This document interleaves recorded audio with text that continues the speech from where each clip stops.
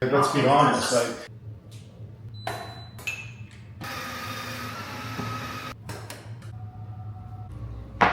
Greatest coffee on earth. Wow, I definitely shaved my beard too short. Anyways, all right, happy Monday. I'm officially back home, which is great. Super happy to be here.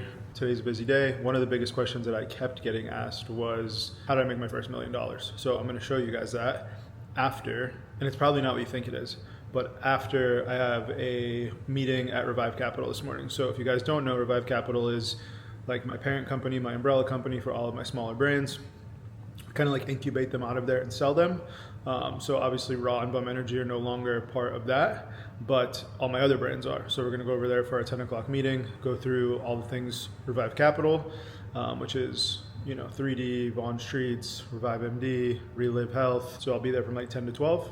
And then I'll show you guys how I made my first $1 million. So we are on the way to Revive Capital's warehouse. And if you can't tell, I am, not wearing my seatbelt clearly.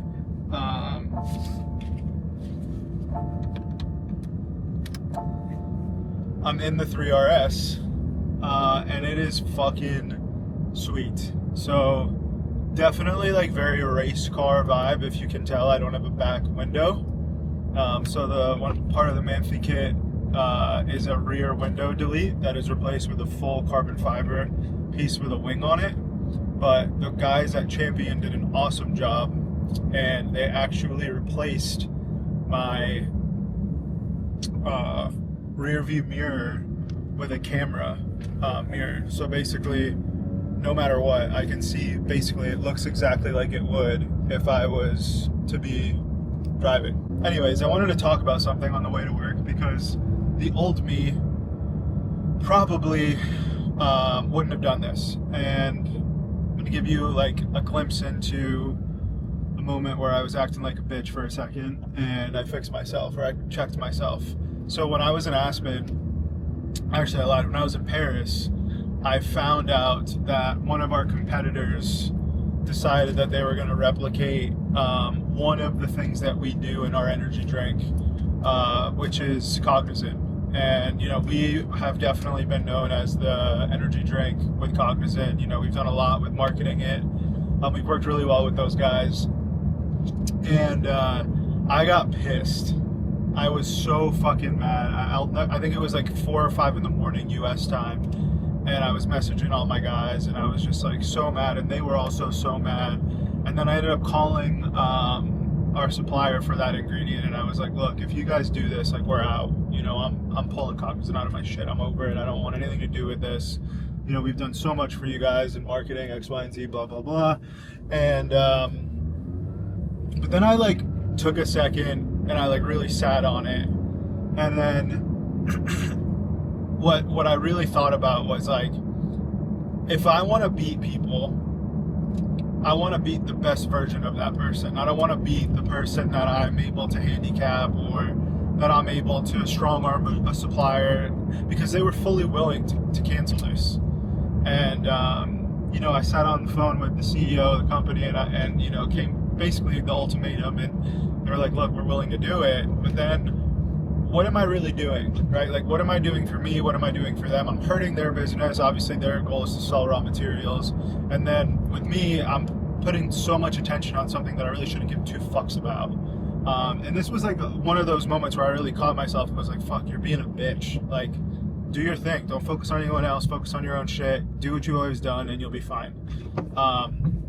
And I pride myself on that, because, if you look at Bum Energy and you look at what we were able to do with it, Bum Energy wasn't built on licenses. It wasn't, it's very original. Bum Energy is Bum Energy. It's very unique, and I'm going to keep it that way. So yeah, lesson of the day so far, and it's only 8 o'clock in the morning, is if you want to beat someone, beat the best version of them. It's really easy to win when people are handicapped, or to do things to make sure you have a leverage on someone, but it's going to feel so much better when we do this and we own it, right? All right, let's rip the GT3.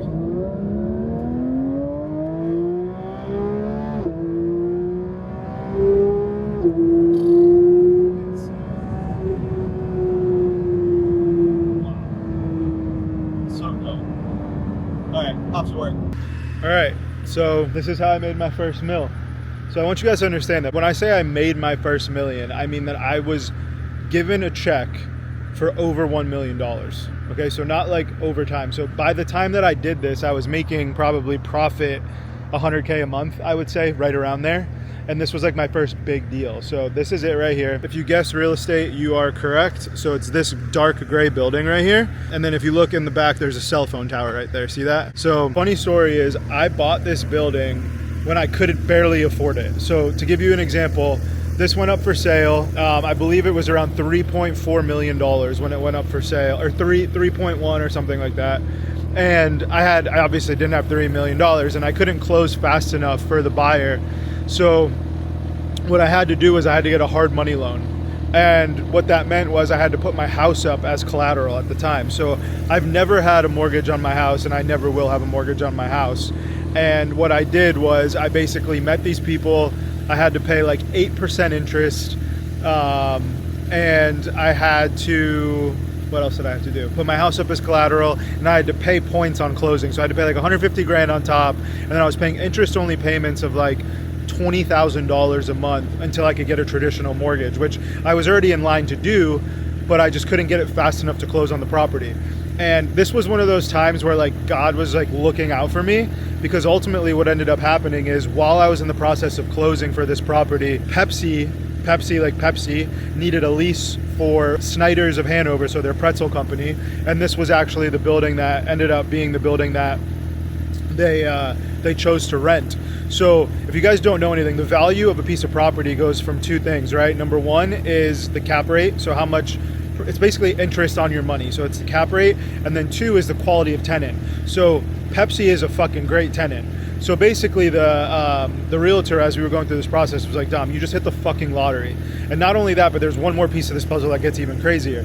So I closed on it, got it into a traditional mortgage eventually, which at the time I was profiting about $15,000 a month for about a year. I held on to it for a year. And then after the year was up, I basically went to the market to sell it.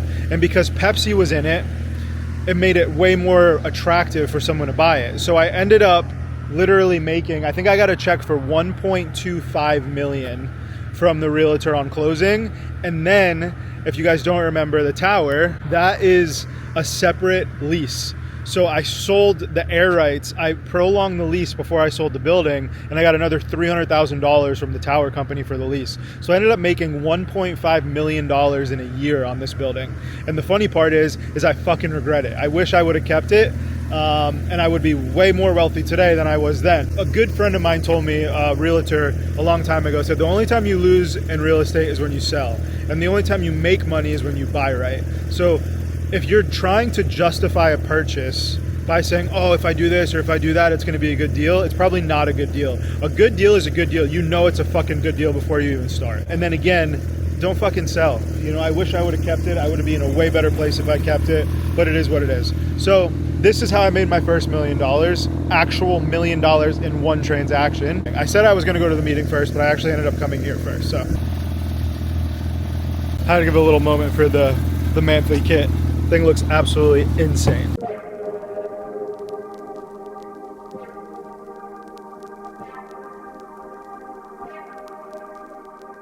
All right, so this is the first meeting. If you guys don't know, there's Sergio in his fucking suit as usual. He is literally going through brand by brand, KPIs, targets, what we're doing month over month, how we're gonna attain goals. Next to him is Gabe. Gabe runs all of our distribution warehouse forecasting. He is doing a fantastic job. And then directly across from me is John. John handles pretty much everything on the operations side of the business. To the left is Gemma, who's our athlete manager. Trevor right in front of her, who handles all of our web dev. And then our content creator. This team is taking a long time to put together, but I think we have a really, really solid team here. Very, very excited to see where this goes. But this has been the first meeting that I've had here that we've actually gone through each individual company, weekly sales, percentage of EBITDA, to the actual detail of every aspect of every brand. So I'm excited to get these meetings back on track. These are our Monday meetings, and this is really how I start my week. This is how I know everything. This is how I know what to do, what to prepare for, what to expect for the end of the week, and overall, you know, how to just get better. All right, so one thing I don't think I've told anyone, or maybe I've told a few people, obviously internally no, but when we were going through the sale of Raw, Revive, all the other brands were in the same building as Raw. And I'll be the first one to say that Revive kind of got like neglected. It was like the redheaded stepchild for the last 3 or 4 years, just because Raw was just growing so fast and I had to put all of my attention on that. And one thing that I learned from the acquisition, and this comes from Heikki, who is the CEO of the Quality Group, which is the parent company that owns all of us, was like, you need to put a plan in place and you need to build line architecture basically like at the $100 million mark. So is this going to be worth $100 million? And if it is, you need to put all the people behind it that it needs. And since Raw was acquired, I was forced to separate my teams, and I had to build a whole new team for Revive MD. And I built that team. It's not even fully built yet, to be fully transparent, but it's almost there. Like, we're very, very close to being 100% complete. But to give you an example of how important team and vision and communication and plan is, based off my last video, we've doubled the sales of Revive in the last 6 months by putting a dedicated team on it.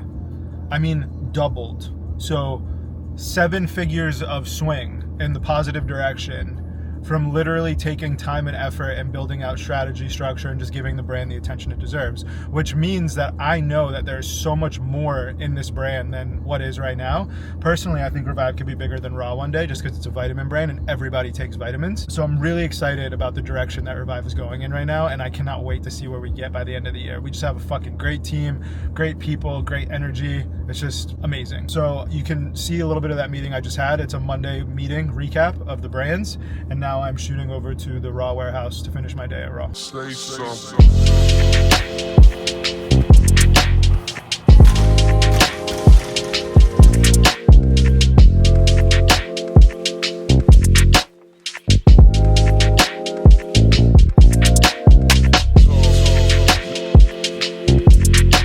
All right, so if you saw that last meeting, we are in the process of like a huge rebrand for Raw. And we hired a really, really, really good company to kind of come in. And I think one of the issues that we had for the longest time was we were having a difficult time, like our vision for the brand and like what we thought and like what was in our heads was not like translating to the label. So we decided that, when you're growing at the rate we were going over the last couple of years, it was just very easy for us to just ride the wave and like, didn't matter. We were just still growing. But now that we're getting very large and in the process of becoming one of the largest brands, we really want to put the emphasis on making sure that the message of what we are, who we are, what we stand for is delivered inside the label of the product. So we've been going through this now for two or 3 months, and we're kind of getting close to the end of picking the specifics on the label and little tiny details here and there. So we're really excited about launching this new design, and it's very different. So it's been like part of us, it's like, do we shift that much or do we go with our gut? Like, we love this, and we obviously decided that we were going to go with our gut. So Matt, Chris, and I are all aligned on this, and we're super pumped to get it going. So yeah, I do a little something every day before I leave, and I feel like you guys might like this. So I have a board right here. So every day that I leave, this board sits right here, and I look at it to make sure that I'm doing what I'm supposed to be doing. Now, you may look at that and say, there ain't shit on this board, but what I've learned is to keep things simple and super high level in here to make sure that that's all I need to get done. So for example, I have 3 initiatives on that board. Each one of those initiatives, I believe, will add 100 million to top line revenue of this company. And my job is to make sure all of those things fucking happen in a timely manner with the team that I have.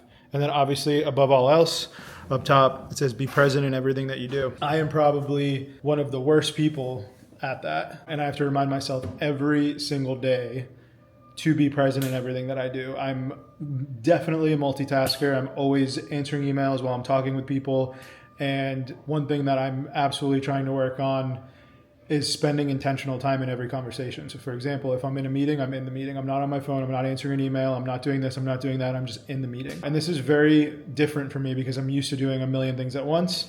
But I have to slow down and I have to be a better example because I don't want my team doing the same. So I have to remind myself, so don't think that everyone is perfect, to be present in everything that I do. And to be fair, this goes back to family and being at home and being present with my son, being present with my wife, and spending that intentional time with them because, to be fair, I'm human, I make mistakes, I get distracted, and that's what it is. So being present in everything that I do is very important to me. And now I got to go deposit all these checks from DSDs. So I still look at all this shit. Even though we do hundreds of millions of dollars a year in revenue, I have tons of people that work for me that are in finance. I still do this to make sure that everything's the way it's supposed to be. And I think that if you focus on the small things all the time when it comes to your business, there will never be big problems. And big problems come from not focusing on the small things.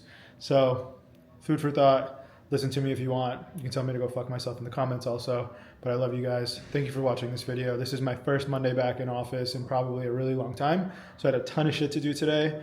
And I'm just going to throw this up. Very simple, very easy. I'm going to do this one on my own. So if it sucks, I apologize.